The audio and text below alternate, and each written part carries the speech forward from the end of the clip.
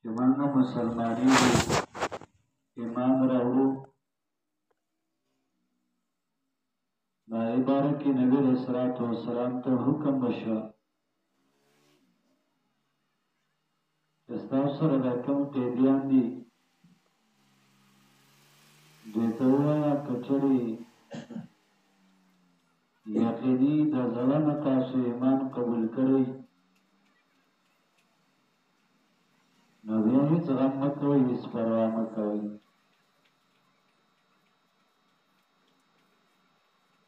مسلم کې حدیث راځي په غرانو قیدیانو کې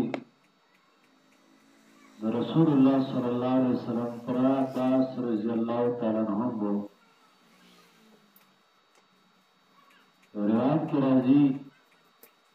چې عباس رضی الله عنہ په دغه موقع چې کله د کلي نه راوته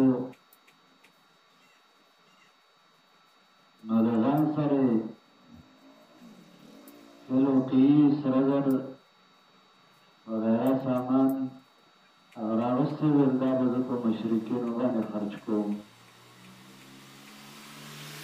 رپورټ کې راغی هغه راوستلی شو د ده سره نور د سره زر و هغه د فضل مور په حواله کړله ورته ویي که زه چېرې واپس رالم ما ته به راکړي دا د ځان سره کېده وه خو چې کله زه واپس راشم نو بېرته به ما ته واپس راکړي او که رانه شم نو بیا به تا او دارنګې زما د زامنو ویله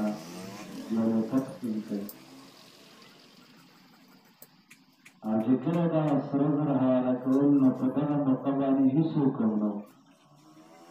یو دا و یو دغه زنانه وه زامن یې عبدالله او عقیل او حسن چې دا به ستا او د هغې چې کله زه واپس رانغلم کله چې باقیات کې راغی نبي علیه الصلاة والسلام نو حکم وکړو چې د خلکو نه د فدیه اخیستلی شي د هغې نه د فدیې مطالبه وشوه نبي علیه السلام وایي ته به ډېرې راکړې فدیې ولې ځکه تا زموږ د خپلوالۍ څه خیال ونه ساتو ما پسې جنګ له راغلی دویم د عقیل او د نوفل د هغې فدیه به هم ورکړې نو دا راضي شوې ښه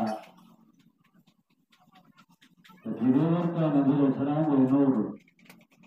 دا نبي علیه السلام ته وایي ښه عثمان بي ته جوړه چې دی د خلکو نه سوال کړو کارونه ته وګرځو نبي علیه السلام ورته وایي نه داسې نه ده تا سره وي تا هغه رز او شکل چې تا د فضل مور ته ورکړي او تا ورته ویل چې زه واپس رالم ما نه دې راکړو چې واپس رانغلم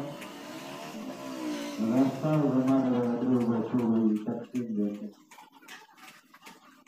عباس رضی الله عنه دغه وخت کې وران شو د ماته مخکې د سره حواله کول شپه او توره تیاره وه او زما او د دغې زنانه نه علاوه هېڅوک نه وو چا ته هم د دې پته نشته نبي علیه السلام ته وایي تا ته چا ویل ته دې نه څه خبرې رسول الله صلی الله علیه وسلم ورته وایي ما ته زما رب خبر راکړی الله ما ته دا خبر راکړی نو دغه وخت کې د زړه نه ایمان نبي علیه السلام ته وایي زه د شهادت فدیه وړم ایمان راوړم د زړه نه د ایمان راوړم یقیني داسې ده چې ته د الله رسول و الله وحده لا شریک له ده له دغه کې دا حکم د عامو قیدونو مبارک دی